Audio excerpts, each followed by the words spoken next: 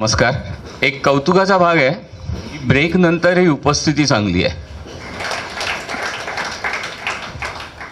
असं म्हणणं खोटं होईल की लोक कार्यक्रमाला फक्त जेवायलाच येतात. आता बरेच वेळेला लोक सांगतात कार्यक्रमाला कशाला जायचं, आता जेवायला जायचं. सगळ्यात आधी वास्तू उत्तीर्ण झालेले जे लोक आहेत त्यांचं अभिनंदन करतो.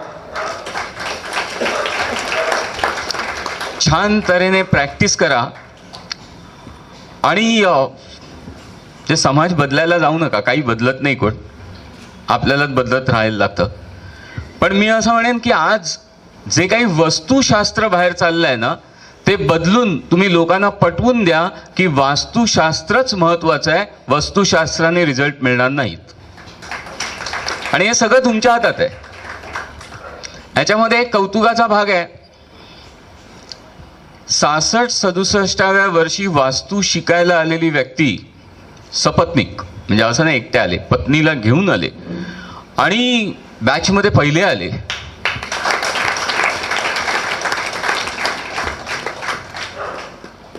एक स्पिरिट ज्याला आपण म्हणतो ना, मला शिकायचं आहे. तुमच्यापैकी कोणालाही जर असं वाटलं की आता शिकण्यासारखं काही राहिलं नाही, जायची तयारी करा. आता काय राहिलंच नाही आहे शिकायचं, आता काय जगून काय करणार आहे. पण ज्या वेळेला माणसाला असं वाटतं मला अजून काहीतरी शिकायचं आहे, त्यावेळेला तो खूप जास्त जगू शकतो. त्याचं उत्तम उदाहरण म्हणजे आशालताताई. त्या आम्हाला पण फोन करतात, उपक्रम आहे सर, मला का नाही कळवलं, मी आले असते ना. म्हणजे हे जे काही स्पिरिट आहे, मला अजून काही करायचं आहे, हे तुम्हाला खूप मोठं करत जातं.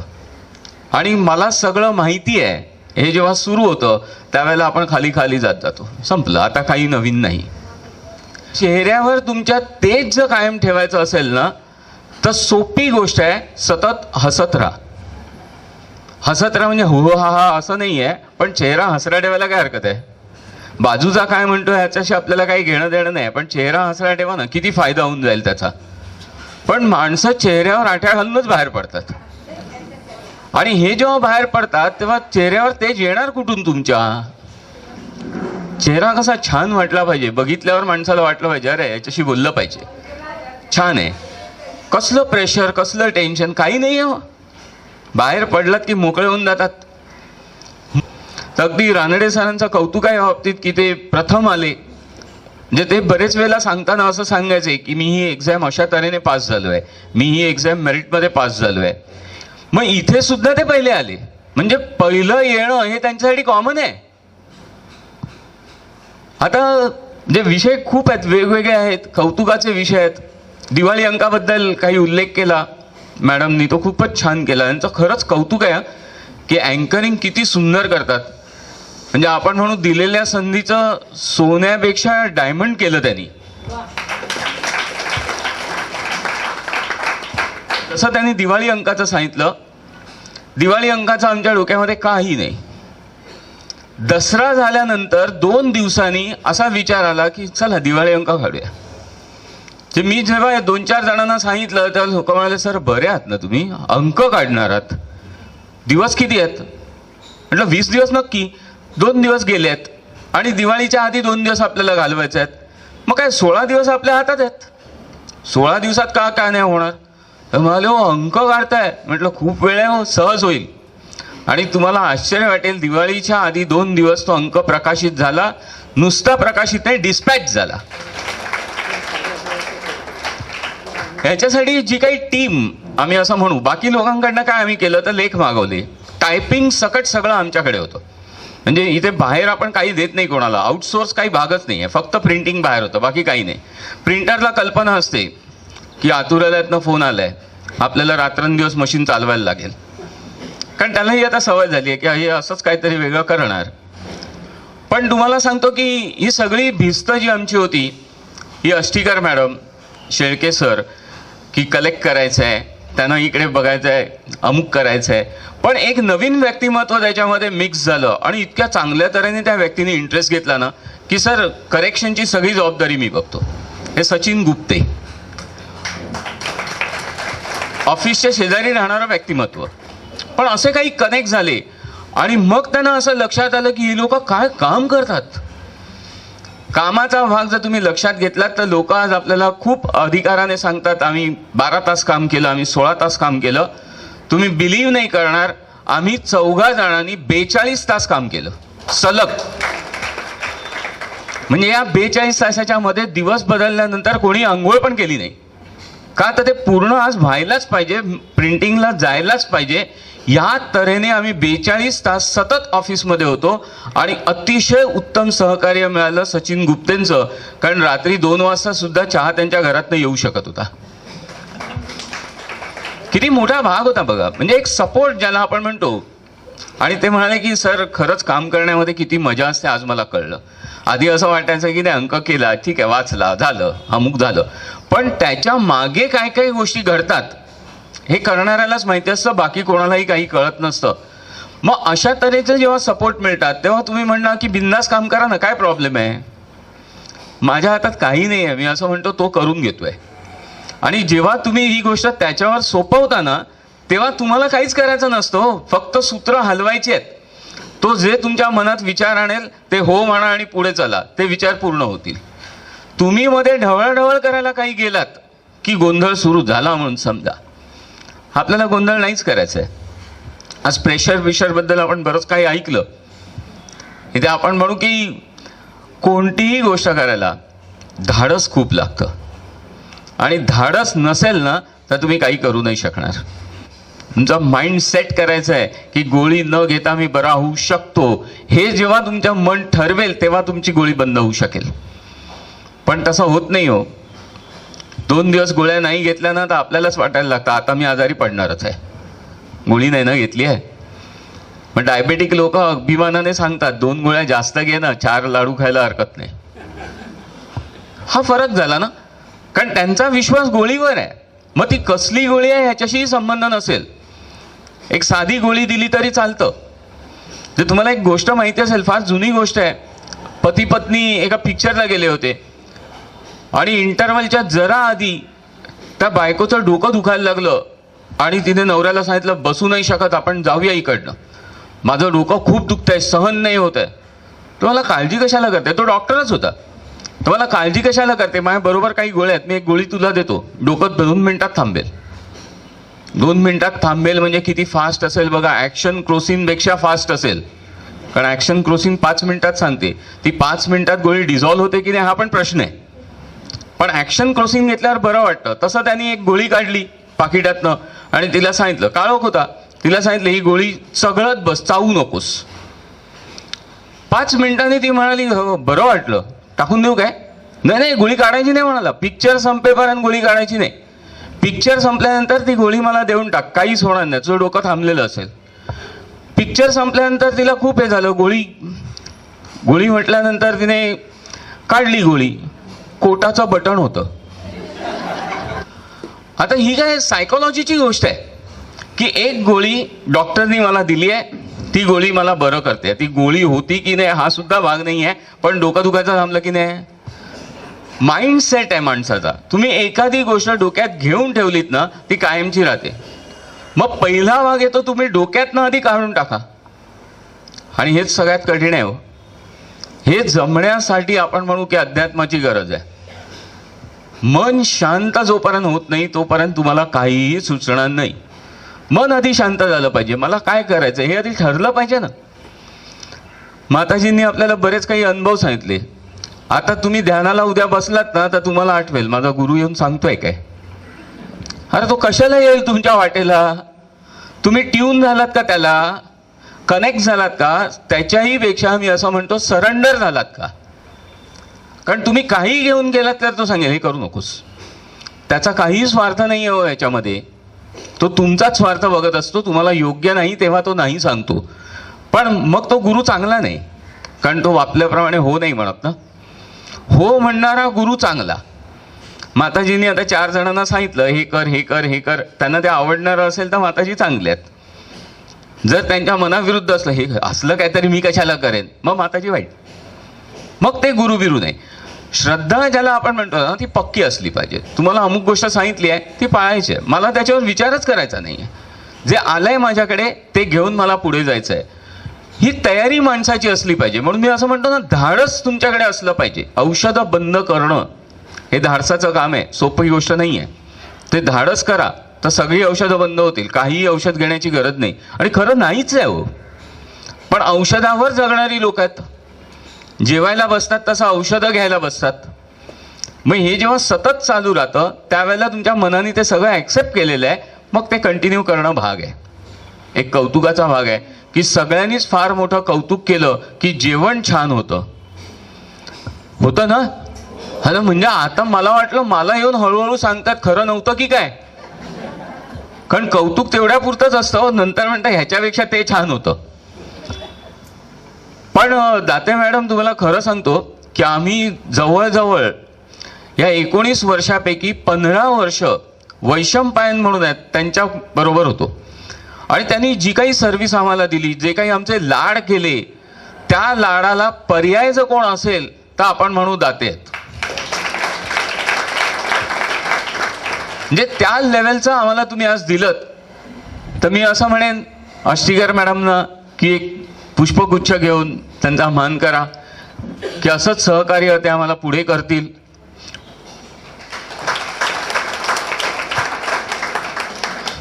टाळ्या वाजवताना मन मोकळ्यापणाने टाळ्या वाजवा, ब्लड सर्क्युलेशन चांगलं होतं.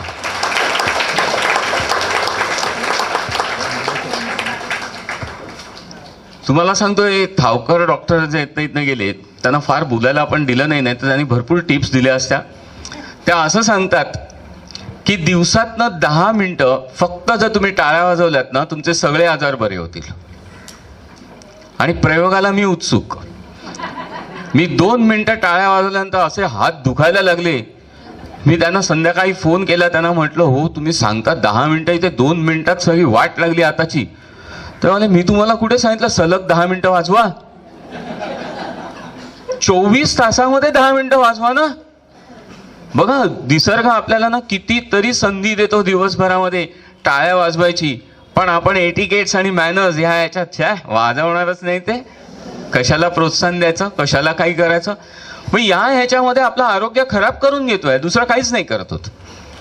मी असं म्हणेन एटिकेट्स आणि मॅनर्स सगळे बाजूला ठेवा, मन मोकळं हसा आणि मन मोकळे टाळे वाजवा.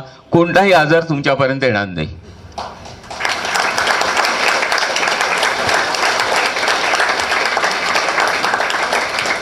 मला जर एखाद्या गोष्टीची दाद द्यावी असं वाटलं तर मला देता आली पाहिजे ना. तर ही टाळी कोण वाजवणार? जो पहिली टाळी वाजेल त्यानंतर सगळे साथ द्यायला तयार होतील.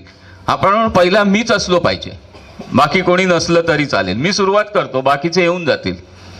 असं नाशिकला एक 84 वर्षाचे ग्रस्त आपल्या संपर्कात होते आणि त्यांनी मला असं सांगितलं की जगन्नाथाचा रथ तू ओढायला सुरुवात केली आहेस.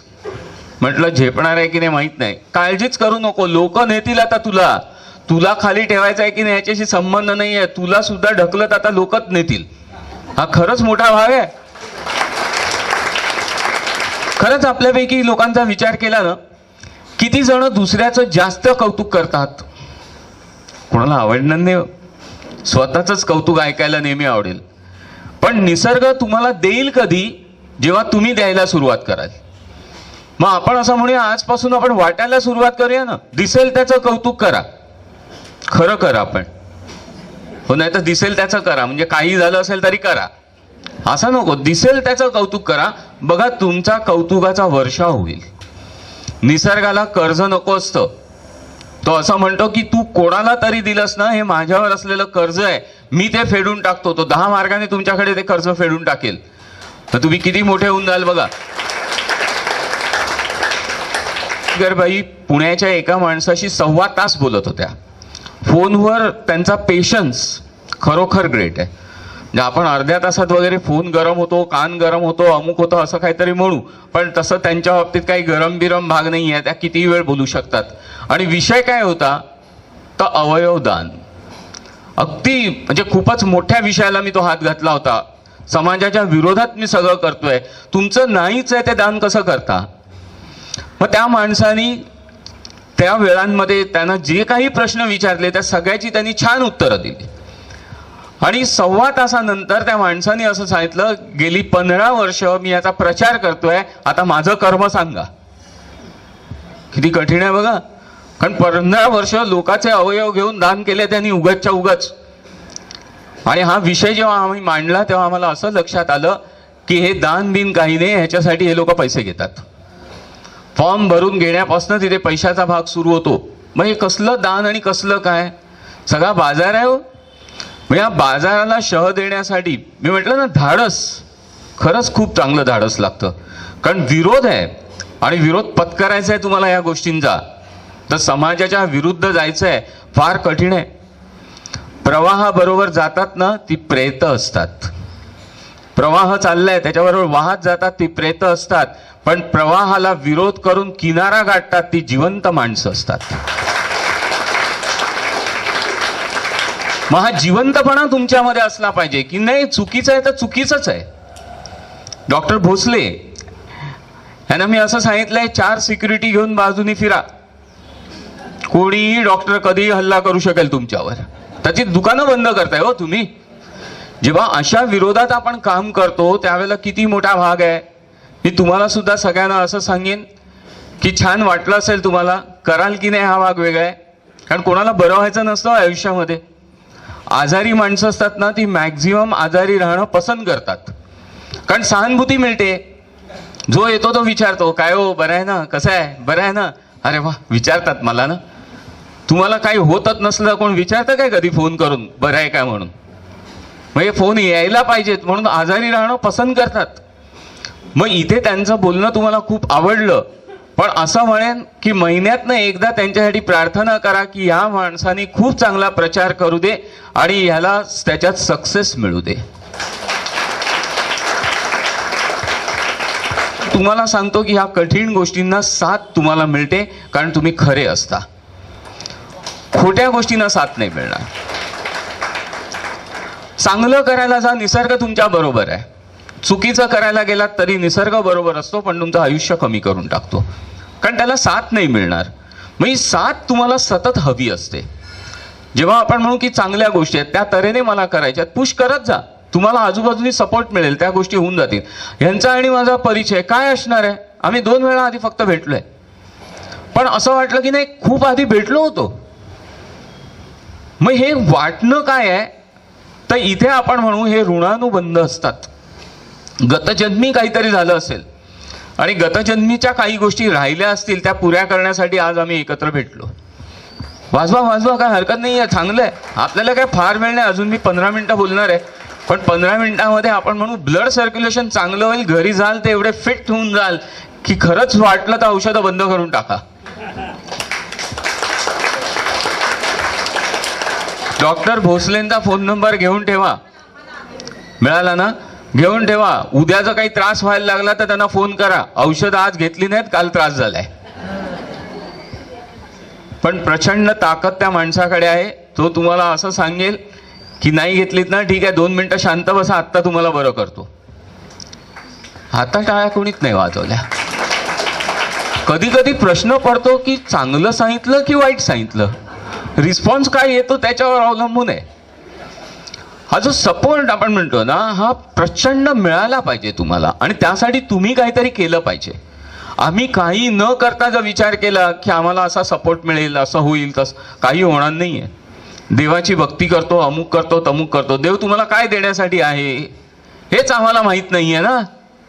आम्ही त्याच्याकडे काय मागतो, माझं लग्न झालं पाहिजे, मुलं झाली पाहिजेत, पैसा मिळाला पाहिजे, कॉन्ट्रॅक्ट मिळाला, यात देव तुमच्यामध्ये काही येणार नाही, कारण तो तुमचं कर्म बदलायला जाणार नाही.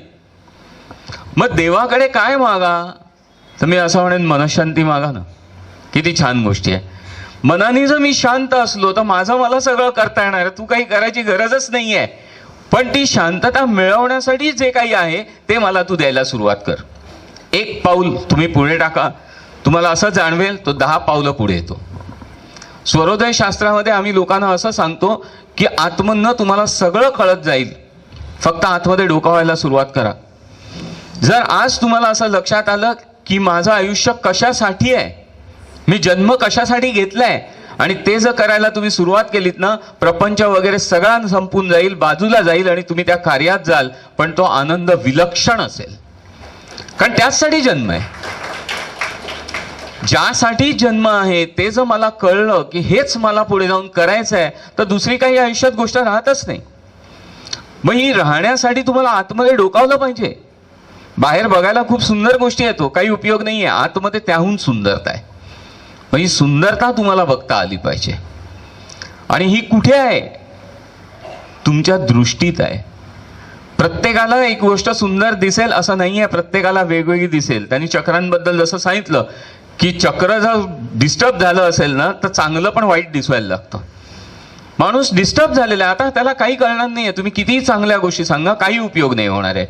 पण ही चक्र जेव्हा बॅलन्स असतात त्यावेळेला सगळ्या गोष्टी तुमच्याकडे चांगल्या म्हणूनच येतात, कारण तुम्ही चांगले आहात, तुमचे विचार चांगले आहेत. आपल्या प्रत्येक इंद्रियाला असं बजावून ठेवा की मला फक्त चांगलंच बघायचं आहे, मला फक्त चांगलंच ऐकायचं आहे, बाकी माझ्याकडे काही यायलाच नको. तुमच्या आतमधनं सगळं चांगलं सुरू होईल. शिवस्वरदय शास्त्र शिकवताना बऱ्याच गोष्टी मी शिकून गेलो आहे. पण लॉ ऑफ अट्रॅक्शन म्हटलं तर ज्या तऱ्हेने तुम्ही विचार करता त्या तऱ्हेने घटना घडतील. एक सिंपल टेक्निक सांगतो. आपलं आयुष्य सुखकर होणं हे फक्त तुमच्या हातात आहे, दुसऱ्याच्या हातात नाहीच आहे. तुम्ही कशा तऱ्हेने विचार करता त्याप्रमाणे त्या घटना घडायला सुरुवात होतील. हे लॉ ऑफ अट्रॅक्शन. आता इथे वास्तू शिकताना बरेच जण वास्तू शिकलेले आहेत, त्यांना एक माहिती असेल की सगळ्यात मोठी निगेटिव्ह एनर्जी जर तुमच्याकडे येऊ शकत असेल तर ती पाण्यातनं येते. कोणाच्याही घरी गेल्यानंतर पहिली ऑफर तुम्हाला काय होते, तर कोणी पाणी आणून देतं. आणि आजच्या काळात काय आहे ना, भरून ग्लास देतात, कारण मुळात लहान असतात, त्यामुळे भरून. तांब्या भांड वगैरे असले काही आता भाग राहिले नाही आहेत. सगळ्यांनी भरून एखाद्याला दिलत ना, तर त्याच्यामध्ये निगेटिव्ह एनर्जी जी बसते ती पहिल्या घोटात तुमच्या पोटात निघून जाते. पाणी देताना देणाऱ्याचे विचार सुद्धा चांगले असतील याची गॅरंटी आज नाही आहे. तुम्ही टीव्ही बघत असताना कोणतरी आलं तर तुमचा काय, हा बसा, आणि मग पाणी आणून द्यायचं आहे, तर आपल्याला कशाला मरायला आत्ता आला, जरा एक चांगलं बघत होतो काहीतरी, आता प्या हे पाणी, आणि मग उद्या भोगा. मग हे जे काही त्रास येतात ना, हे सगळे पाण्यात येतात. पाणी हे पटकन पकडणारी गोष्ट आहे, सगळी निगेटिव्ह एनर्जी पकडते. निसर्गाला ना पॉझिटिव्ह निगेटिव्ह कळत नाही. त्याला असं माहिती आहे जे आहे ते द्यायचं आहे.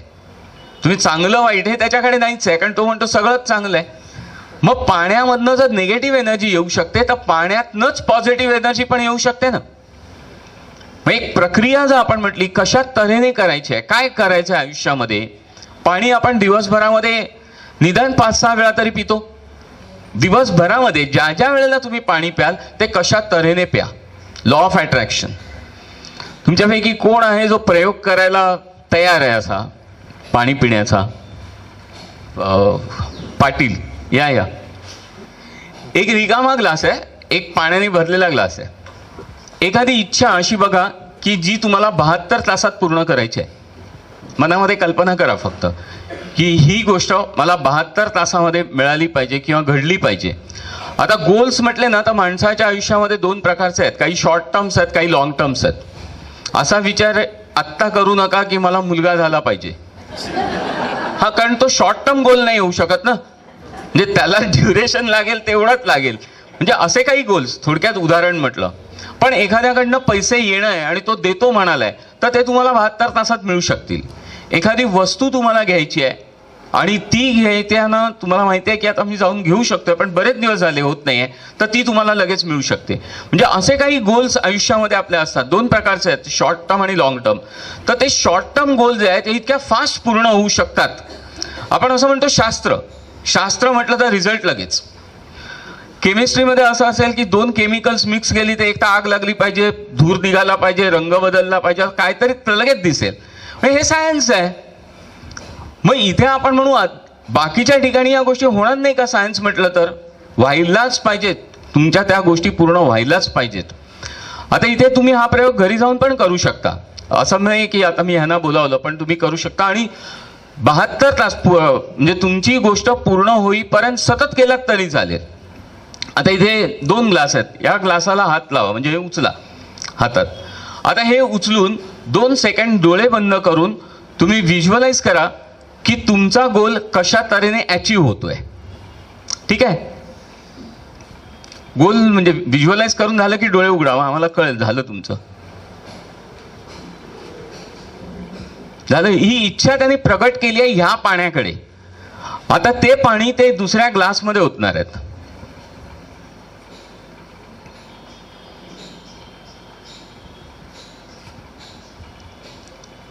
आता व्हिज्युअलाइज परत करा की तो गोल तुम्ही अचीव केलात आणि पाणी पिऊन घ्या.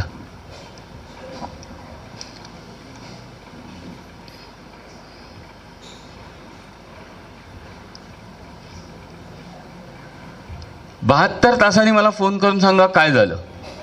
पण आज रात्री उद्या ज्या ज्या वेळेला पाणी प्याल ना त्या अशा तऱ्हेने प्या. पहिलं व्हिज्युअलाइज करा तो गोल अचीव होतोय आणि दुसऱ्या वेळेला पिताना झालाय, तर ती गोष्ट तुमच्याकडे सहज होऊ शकते. करू शकाल? 72 तासांनी फोनची वाट बघतोय. हे इथे धाडस करून आल्याबद्दल आपण त्यांना एक ट्रॉफी देऊया.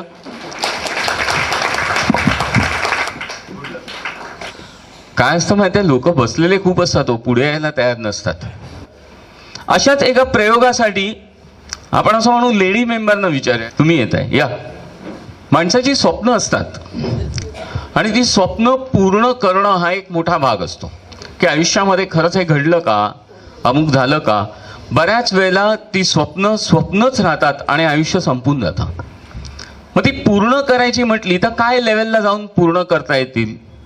आपण यांना असं विचारूया की तुमची स्वप्न पूर्ण करायची आहेत आणि ही पूर्ण करण्यासाठी तुम्हाला किती पैशाची गरज आहे.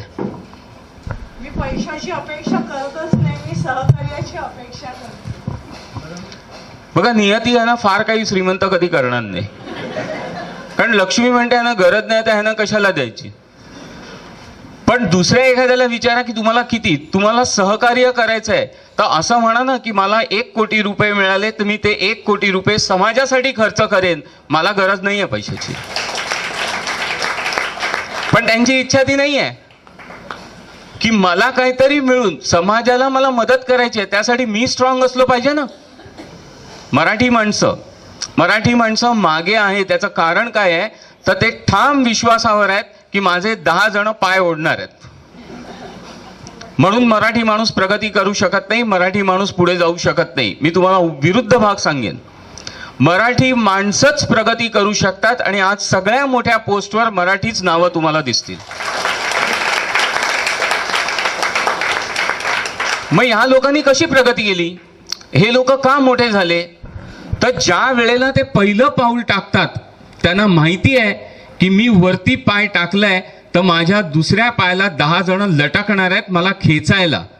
पण माझं पहिलं पाऊल इतकं स्ट्रॉंग आहे की मी 10 जणांना वरती खेचून आणेन, मी खाली नाही जाणार. हा मराठी माणूस.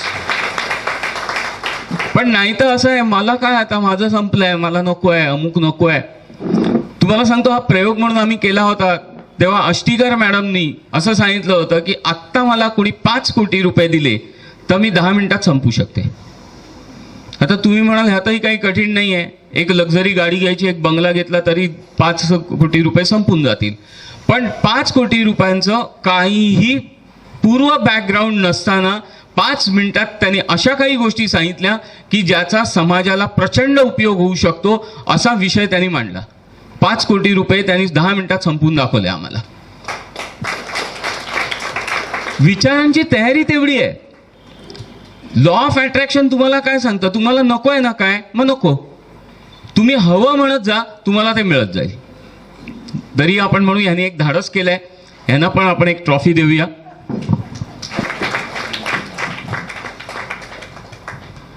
जे जे तुम्हाला हवंय ते विचार करायला सुरुवात करा.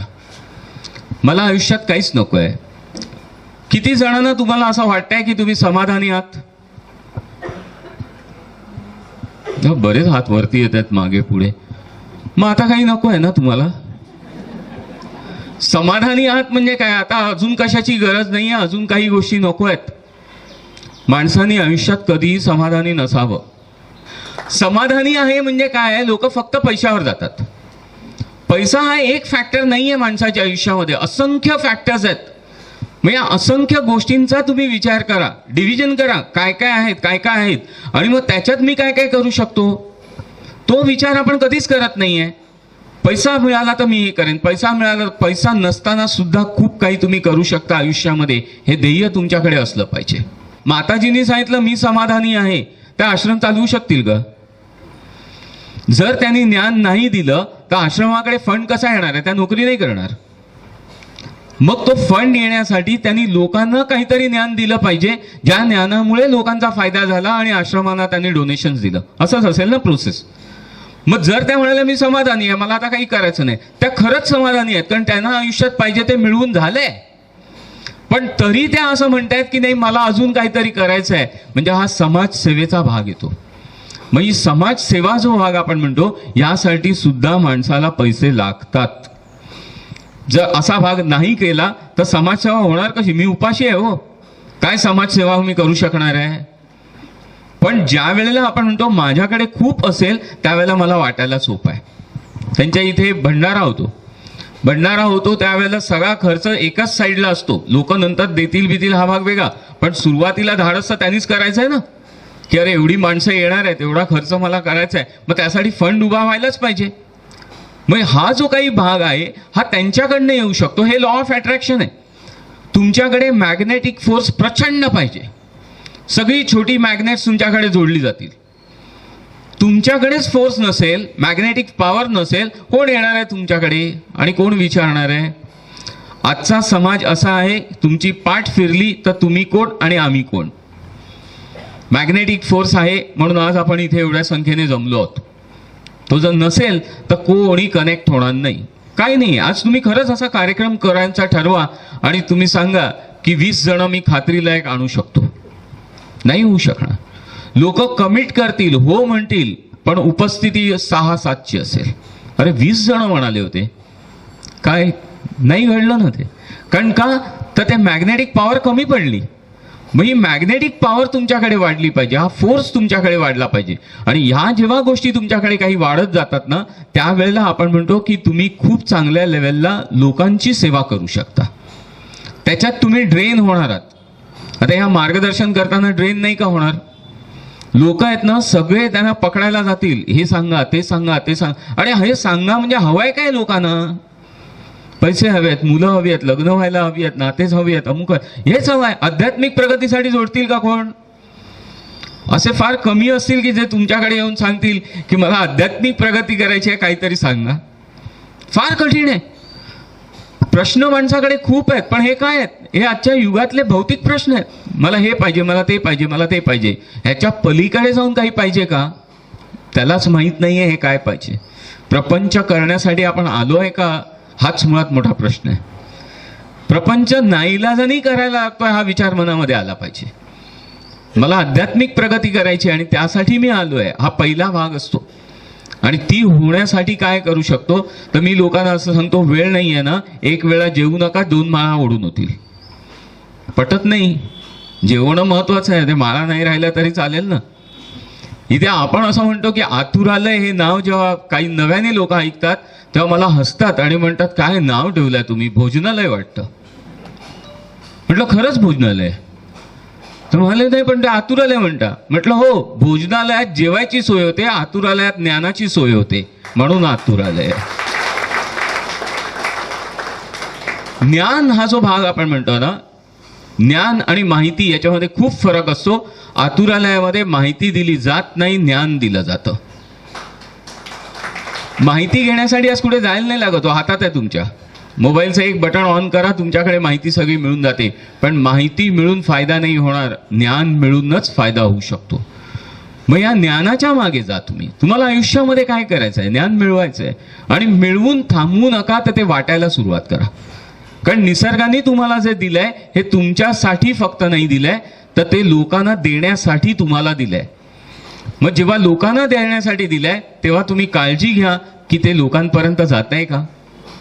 आणि ज्या वेळेला तुम्ही बॅकआउट व्हाल त्या वेळेला निसर्ग सांगेल बाजूला हो, मागे लाईन खूप आहे. काही गरज नाही आहे कोणाला कोणाची, आपल्याला गरज आहे. मग आपण म्हणू आपल्याला गरज आहे ही आधी भागली पाहिजे, माझी हौस आधी भागली पाहिजे, आणि मग त्यातनं लोकांचा फायदा होतोय हा मोठा भाग आहे. मग हा विचार करून जेव्हा तुम्ही काम करायला सुरुवात कराल तेव्हा किती मोठा आनंद तुम्हाला मिळायला लागेल. पहिली गोष्ट होईल, रात्री झोप छान लागली. झोप छान लागली तर दुसऱ्या दिवशी माणूस जास्त फ्रेश असतो, आणि झोप नाही लागली तर माणसं डिस्टर्ब असतात. तर ही झोप छान लागलीचा आनंद तुम्हाला मिळून गेला.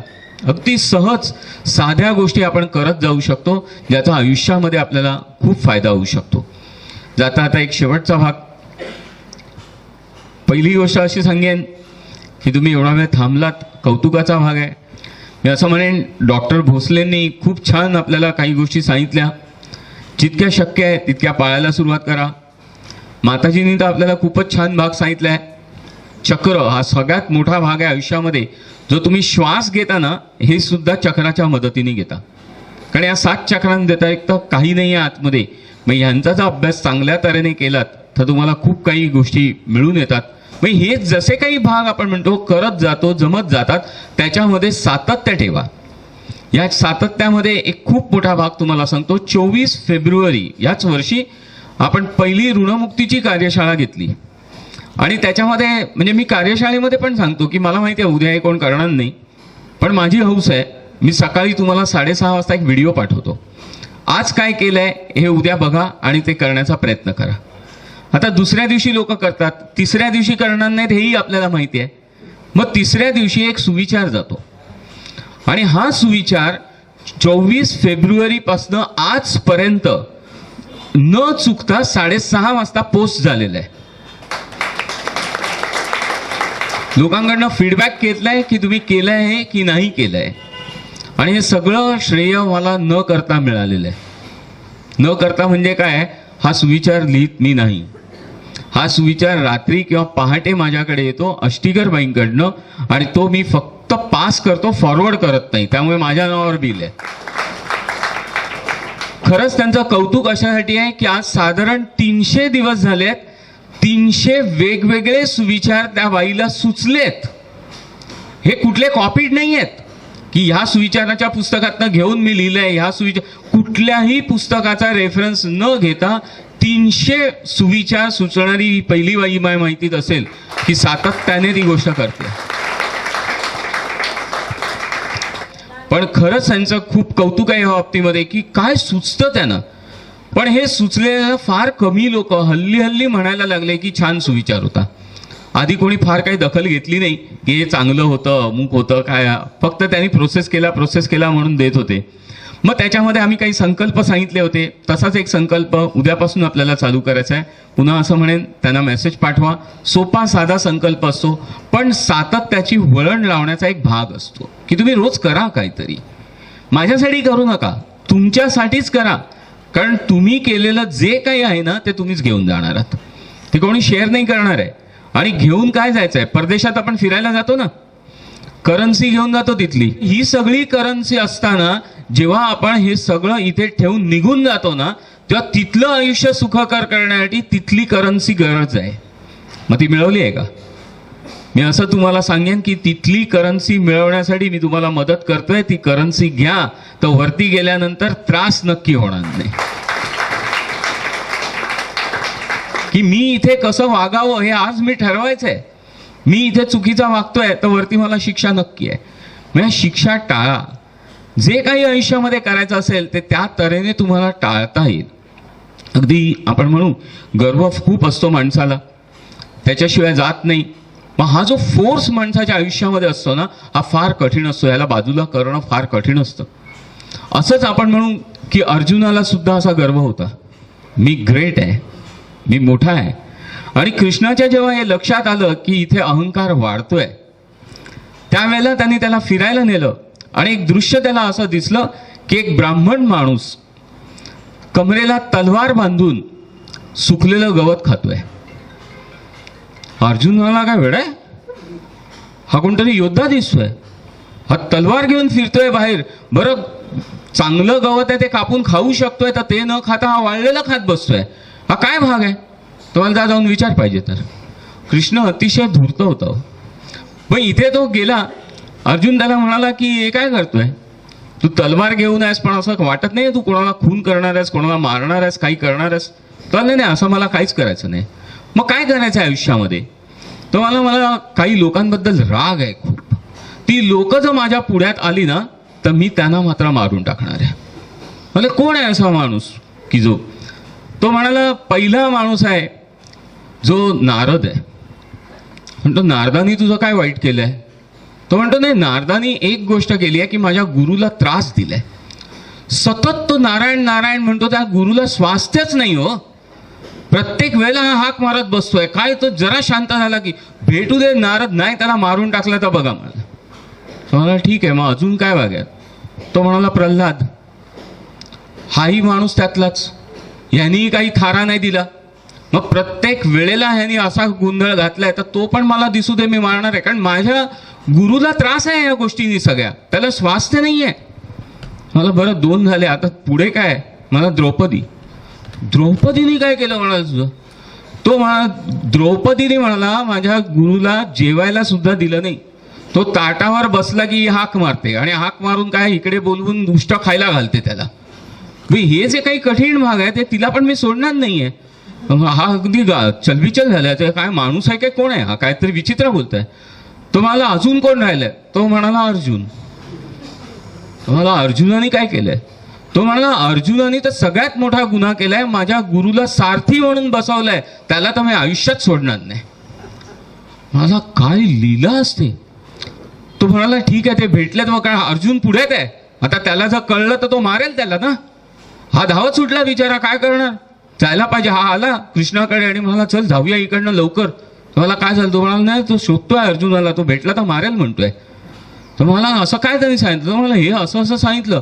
पण ह्या सगळ्या गोष्टींमध्ये महत्वाची गोष्ट काय सांगितली त्यांनी, तर माझ्यापेक्षा श्रेष्ठ भक्त आहे तुझा कोणतरी. जे अर्जुनाला वाटत होतं की मीच तुझा खरा भक्त आहे, तू माझा गुरु आहेस, तर माझ्यापेक्षाही श्रेष्ठ कोणीतरी आहे की ज्याच्या बारीक बारीक हालचालींनी माझ्या गुरुला त्रास होतोय, हे म्हणणारं कोणतरी जगामध्ये आहे. मग इथे आपण म्हणू आपला अहंकार कशातही नसावा. काय गरज आहे अहंकाराची. जे पुढ्यात आलंय ते आनंदाने स्वीकारा. जे आहे त्याच्यात आनंद माना. त्याच्यामध्ये वाढ होईल कशी बघा. कौतुकाचा भाग जो असतो दुसऱ्यांकडनं केलं जाईल याची अपेक्षा ठेवू नका. रोज सकाळी आरशात बघा आणि स्वतःचं कौतुक हवं तेवढं करून घ्या. कमी पडलं तर रात्री परत बघा आणि उरलेलं करून घ्या. पण त्या जीवनाचा आनंद घ्या. दुसरे काय करतील मला संबंध नाही, मला काय करायचं हे नक्की आहे. मग त्या तऱ्हेने तुमचं आयुष्य पुढे गेलं पाहिजे. आता या सगळ्याचा शेवट जसा आपण म्हणू बऱ्याच गोष्टी सांगत येतो, पण खरंच कौतुकाचा भाग आहे. अँकरिंग करण्याची जबाबदारी सोपी नसते आणि ते सुद्धा अशा अनोळखी लोकांमध्ये उभं राहायचं, काही बोलायचं. बरं प्रेशर असतं, आपलं काही नाही आहे पण प्रेशर असतं. तर आपण एक छोटासा बुके देऊन त्यांनाही सन्मानित करूया की छान तऱ्हेने त्यांनी हा भाग हाताळला.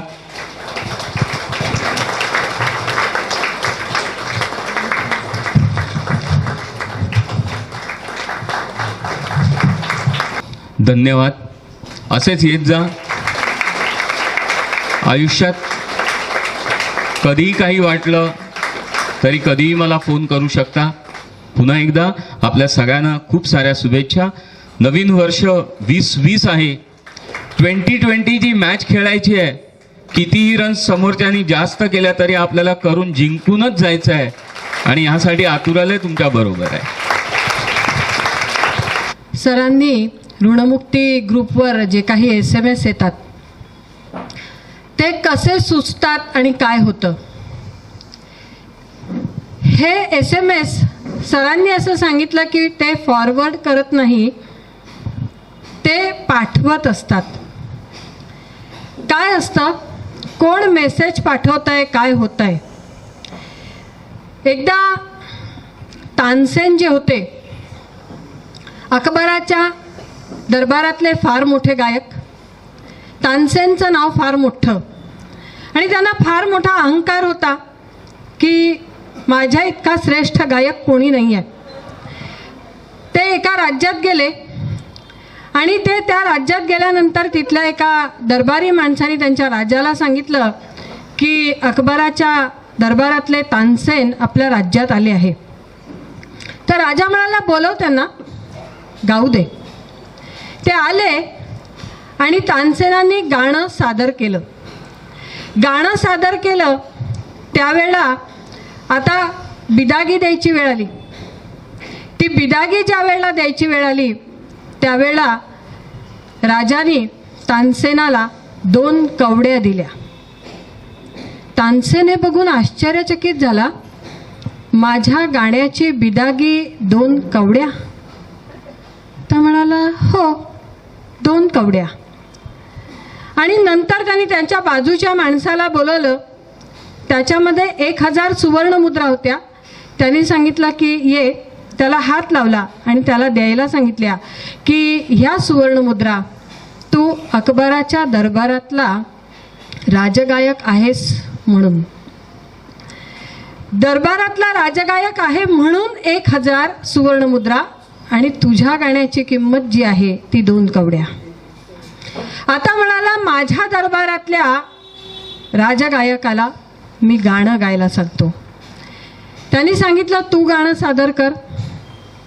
तो म्हणाला तानसेनासारखा गायक समोर असताना मी काय गाऊ, पण मी माझ्या ईश्वरासाठी एक गाणं गातो. त्या गायकाने ते गाणं गायलं. ते इतकं मधुर होतं की तानसेन त्या गाण्यामध्ये हरवून गेला. आणि त्यानंतर तो असं म्हणाला की आज मला माझ्या गाण्याची किंमत कळली. मी नेहमी गाणं सादर केलं पण ते माझ्या राजाला खुश करण्यासाठी केलं आणि या गायकाने जे गाणं गायलं ते ईश्वराला खुश करण्यासाठी गायलं. सुविचार मला असं वाटतं कोणीही लिहू शकेल, काही हरकत नाही. फक्त ही सुविचाराची जबाबदारी घेतली असताना माझ्या डोक्यामध्ये एकच होतं की हा सुविचार माझे सर फॉरवर्ड करणार आहे.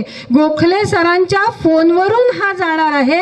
मग त्यांच्या कार्याला साजेसाच SMS पुढे जायला पाहिजे. या एकाच विचाराच्या प्रेरणेने हे सुविचार मला सुचत गेलेले आहेत आणि मी असं म्हणेन की त्यांचा हा आशीर्वाद सदैव माझ्या डोक्यावर असू देत. असेच सुविचार सुचू देत आणि ते पुढे जाऊ देत.